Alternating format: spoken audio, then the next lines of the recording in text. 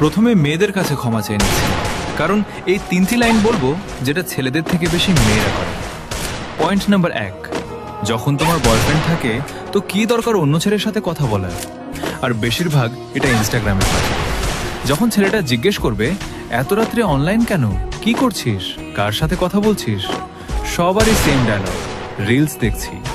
কিন্তু সে গোপনে কাউকে না কাউকে SMS করে, তার সাথে কথা বলে, তার সাথে সম্পর্ক তৈরি করে। পয়েন্ট নাম্বার 2, নিজের পুরুষের সামনে অন্য পুরুষের প্রশংসা করা কেন করো?